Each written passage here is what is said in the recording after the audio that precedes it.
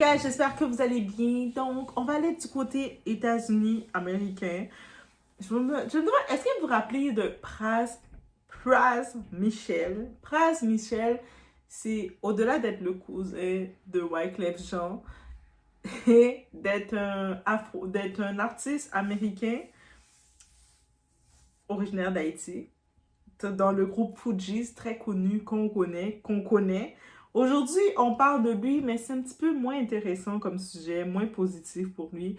Un sujet qui a secoué le monde du hip-hop, de la politique et même des réseaux diplomatiques internationaux. Et oui, Pras Michel est allé jusque-là. Membre fondateur des Fugees vient de se faire condamner à 14 ans en prison fédérale. 14 ans! Yo, sa peine est plus grande que celle de Didi, là. On se dit, mais là, la première chose qu'on se dit, mais qu'est-ce qu'il a fait? C'est-à-dire, ce qu'il a fait doit être plus grave que Didi? Bref, et ce n'est pas pour un petit délire fiscal ou une erreur de comptabilité, non. C'est un scandale international impliquant des milliards de la politique américaine, un milliardaire en cavale et Pras qui s'est retrouvé au milieu comme un pion sans comprendre le jeu. Donc, en tant que tel, il s'est associé aux mauvaises personnes. Quand je vous dis, l'entourage peut vous détruire. C'est pas moi qui le dis comme ça. L'entourage peut vous détruire littéralement, guys. On est chez la doigt, it's about everything. On va regarder ensemble un petit peu plus sur notre ami Pras Michel, qui était un des fondateurs du groupe Fugees. Oh là là là. On y va.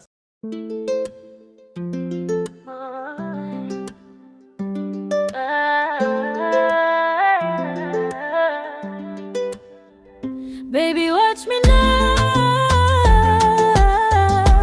I'm untouchable in love. I do I, nigga, watch me now. I'm untouchable.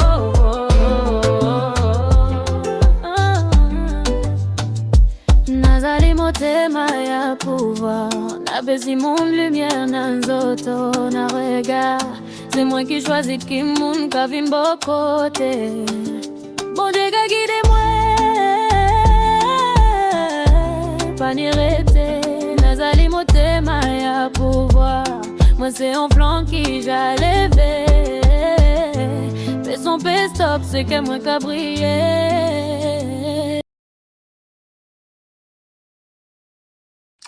Donc, comment un rappeur iconique s'est retrouvé au cœur d'une affaire géopolitique?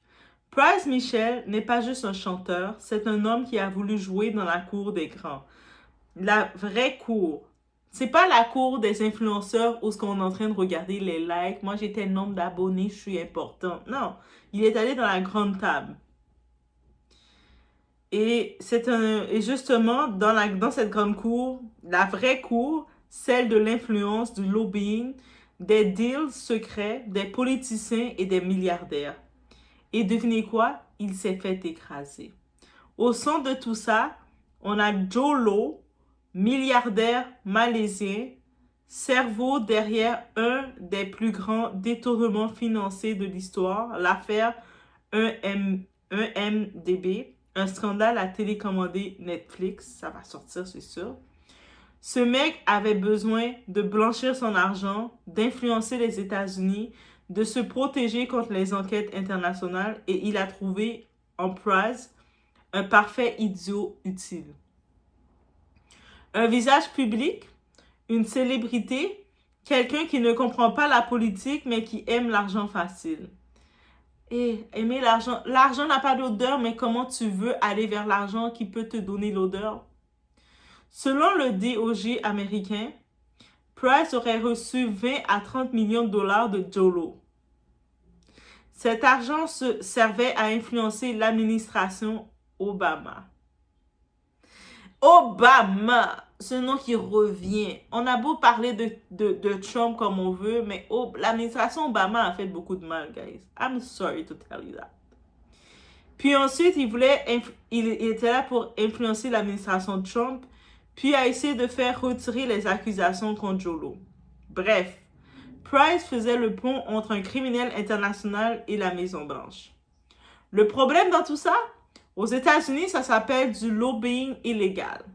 Et ça envoie les gens directement dans une cellule fédérale, dans le Fed. OK? Le procès humiliant, Price a tout avoué, sans comprendre ce qu'il avouait. Donc, lui, il a juste avoué. Il a dit, ouais, sans comprendre. Pendant son procès, Price a fait un de ses pires moves de l'histoire judiciaire. Il est allé témoigner. Lui-même, sans filtre, sans protection, sans demander l'immunité, rien du tout.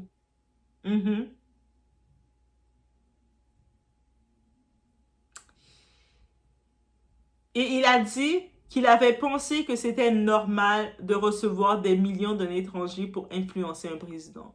Donc lui, normalement, naïvement, il a dit, bon, ben, je vais aller avec la carte de l'honnêteté, ça va payer. Il a dit, mais là, c'est normal de recevoir des millions d'un étranger qui n'est pas américain, je reçois de l'argent d'eux pour que aller influencer un président, c'est tout à fait normal. Imaginez maintenant, juste de pouvoir imagine dire ça devant un juge fédéral américain qui sont là pour protéger leur défense. Les Américains, ils sont, USA est connu comme la grande puissance mondiale. Ils savent que être en haut, être au top, t'as plein d'ennemis, plein de personnes qui vont vouloir venir corrompre ton système. Donc, est-ce que c'est correct? Il s'est dit que c'était correct, lui. Il a aussi déclaré qu'il avait pensé rendre service. Moi, c'est un service que je rendais. On me donnait de l'argent comme ça. It was free money.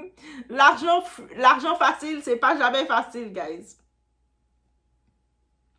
Comme si influencer illégalement le gouvernement américain, c'était un job bénévole. Donc, pour lui, faisait du bénévolat payé. C'est pas du bénévolat, t'es payé comme des millions, une trentaine de millions.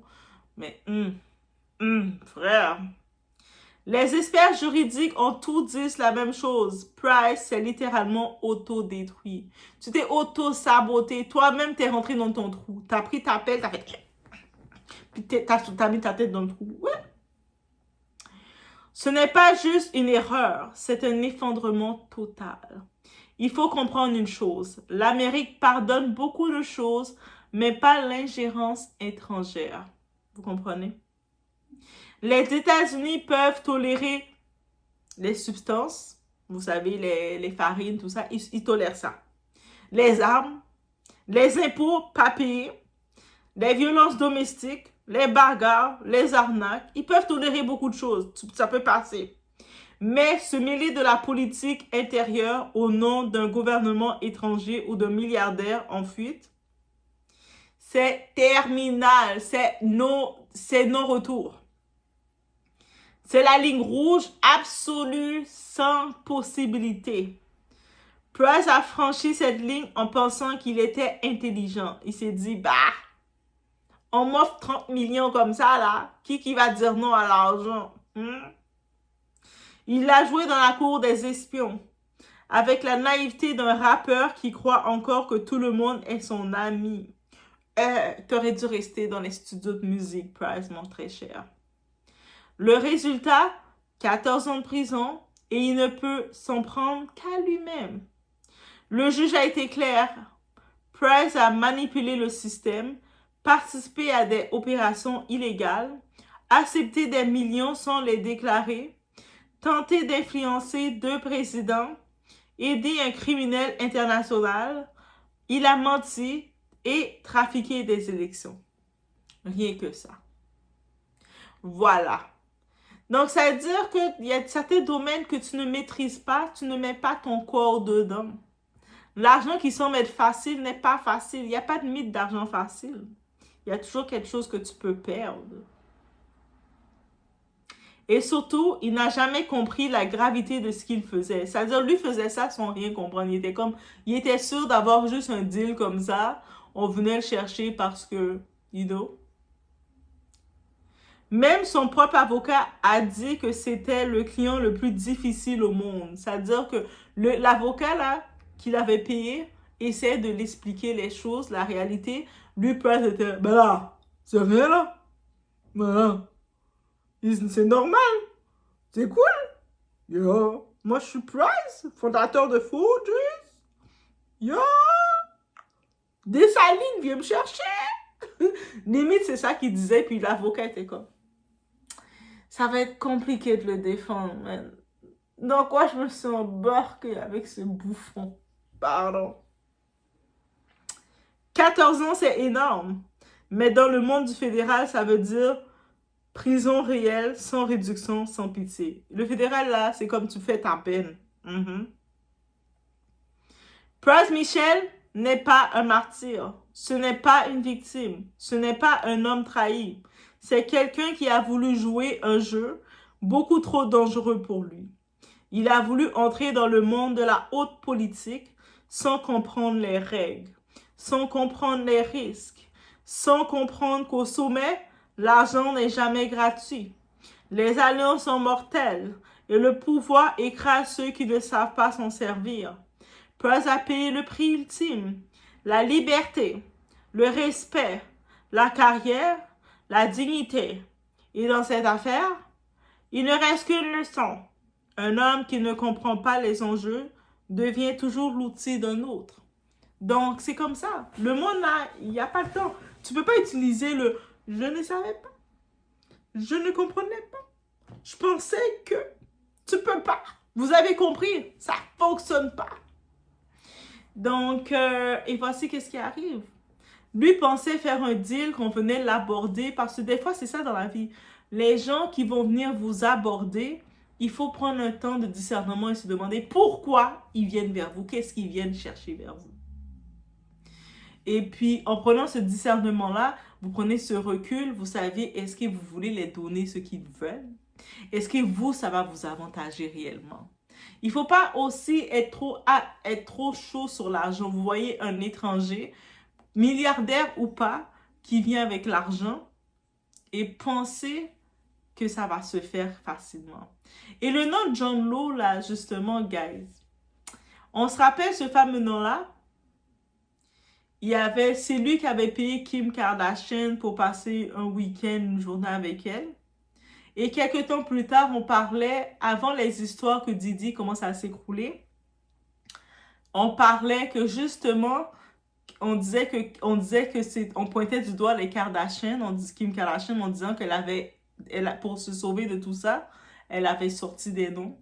Donc, on sait que Kim Kardashian, les Jenner et sa mère sont très proches de Diddy, ils connaissent un peu les soirées. On laisse entendre qu'elle avait, pour se sortir de tout ça, elle avait donc laissé échapper le nom de Diddy. Right? Right, guys? Donc là, on peut se dire qu'il y a d'autres noms qui sont sortis. Et soyez pas surpris qu'avec le nom de John Law, d'autres noms autres que Price, autres que Diddy, vont sortir. Donc, voilà. Donc, c'est bien beau. Des fois, on veut rentrer dans la cour des grands, rentrer dans les grosses tables avec tout le monde. Mais rentre pas manger dans les grosses tables avec tout le monde quand tu sais pas comment bien tenir tes ustensiles. Reste dans la table que tu peux contrôler. Reste où ce que tu maîtrises. Parce que si tu vas où ce que tu ne maîtrises pas, tu vas te faire manger dedans. Et puis, l'argent n'a pas d'odeur, mais c'est comment tu prends l'argent qui devient une odeur sur toi. Là, il va connaître l'odeur de quoi? De la prison fédérale. Et on sait qui est dans la prison fédérale actuellement? Notre ami Diddy. Et vous savez quoi? J'en profite de dire, on a beau parler, mais Diddy, avec tout ce qu'il a fait, il a eu une peine très courte. Tu sais, la peine de Diddy concernant à tout ce qu'on sait qui sont exposés de lui, face à lui qu'on a donné un 14 ans parce qu'il a confirmé les choses sans savoir c'est quoi l'impact. Pourquoi ils n'ont pas donné... Le fédéral n'était pas plus intéressé de donner une peine plus dure, au-delà d'avoir des déviances, parce que oui, Diddy a des déviances, on le sait. Il n'a pas fait des hautes trahisons avec le gouvernement. Il avait juste ses petites déviances, et puis c'était exagéré. C'est pas ses petites, il était exagéré aussi. Non, on était obligés, ils n'avaient pas le choix. Ils étaient grandement dit, on n'a pas le choix. T'as exagéré, Diddy. On n'a pas le choix de te mettre dans le coin un moment, on n'a pas le choix. Mais, malgré tout, Si Didi était rentré dans extrême, mais je pense que Didi était tellement dans cette déviance, il n'avait pas le temps d'être extrême comme Big Boss. Mais s'il était rentré Big Boss, en essayant d'aller dans les business, aller faire ces choses-là, ils auraient tenu Didi dans le fédéral, on l'aurait mis 20 ans de prison. On l'a retiré ses charges parce qu'en vrai, il voulait plus de faire une pression qu'autre chose. Mais Price, lui, il pensait qu'en arrivant devant le juge, il lui a dit « Mais là, j'ai rien fait de mal, moi. On m'a juste offert l'argent, j'ai accepté. Mais t'as pas déclaré cet argent, frère. » Et puis, gars, j'en profite de vous dire, quelqu'un vous fait des dons, même si j'arriverais, oui, moi, Doa, j'arrive, mais très cher Doacien, et je décide de te dire, mon très cher ou ma très chère Doacien, je t'aime tellement, je te fais un don de 50 000 $. Toi, t'es, oh, Doa, I love you, Doa, et tu me mets des cœurs mauves, t'es contente? Mais tu vas devoir déclarer mon cadeau que je t'ai fait. Après un certain montant, tu dois déclarer. Si toi, tu décides de dire, ben là, je vais pas le déclarer. C'est un cadeau que Doa m'a fait. Guess what, guys? Devinez quoi? Le gouvernement va être fâché contre vous et puis vont venir vous réclamer et dire que comment ça que tu as reçu un cadeau de 50 000 et tu nous en as pas avisé? C'est ça les pays qu'on dit comme civilisés, là. Ils nous taquent, ils veulent tout savoir de nous. Et lui, il a reçu environ 30 millions de John Doe en plus qui est recherché comme criminel mondial. Et il l'a pas déclaré. Et lui, John Doe utilisait Price, pas parce qu'il l'aimait et quoi que ce soit, parce que Price a des contacts dans l'industrie. Parce que c'est quand même un grand artiste reconnu, créateur des Fujis. Et pourquoi on est venu chercher, on est venu accès à lui, puis lui s'est dit, ah, il pensait qu'on venait parce qu'il était intelligent. Non, on est venu vers lui pour sa visibilité à lui. Ils sont pas allés prendre Wyclef, parce que Wyclef, on sait qu'il voulait être président d'Haïti, tout ça. Il est un peu plus concerné, donc il a fait, je vais pas me mêler avec toi, moi. Moi, je veux pas de problème, le monde me surveille déjà. Il n'est pas allé voir Lauryn Hill, son autre collègue, parce que Lauryn a fait moi, laissez-moi tranquille avec mes enfants, moi. Peace! Moi, là, je suis pas dans vos affaires américaines. On sait qu'elle était, là. On comprend? Lui a fait moi c'est moi le boss, hein. Moi aussi, je suis un boss, hein. Pardon? Money? L'étranger s'intéresse à moi, mais que des fois, l'étranger, il s'intéresse à toi. Mais c'est pas parce qu'il est intéressé parce qu'il t'aime et il veut vraiment faire de quoi avec toi. C'est parce qu'il veut t'utiliser. Donc, quelqu'un, des fois, il va venir vers toi, c'est pour t'utiliser. C'est ça qu'on peut retenir de tout ça, guys. Peace! C'était la petite nouvelle sur notre amie Price Michelle de Fujis. On a la nouvelle ici. On se retrouve aux prochaines vidéos. On met les cœurs. On met les cœurs. On se retrouve au prochain.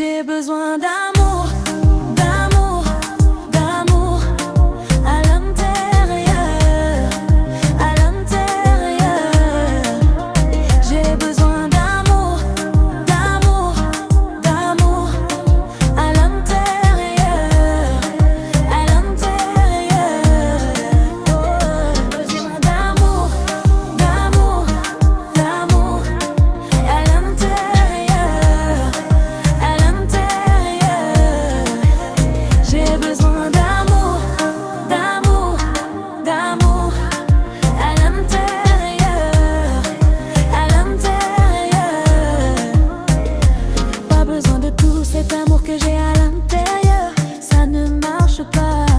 Pas besoin de tout cet amour que j'ai à l'intérieur, ça ne marche pas. Pas besoin de tout cet amour que j'ai à l'intérieur, ça ne marche pas. Pas besoin de tout cet amour que j'ai à l'intérieur, ça ne marche pas. Où est l'amour, amour, l'amour, amour, où est l'amour, amour, c'est l'amour, amour, j'ai besoin d'amour, d'amour, d'amour, à l'intérieur, à l'intérieur, j'ai besoin d'amour, d'amour, d'amour, à l'intérieur, à l'intérieur, oui, j'ai besoin d'amour, d'amour, d'amour, à l'intérieur, à l'intérieur, j'ai besoin d'amour, d'amour, d'amour, à l'intérieur, à l'intérieur. Pas besoin de tout cet amour que j'ai à l'intérieur, ça ne marche pas. Pas besoin de tout cet amour que j'ai à l'intérieur, ça ne marche pas. Pas besoin de tout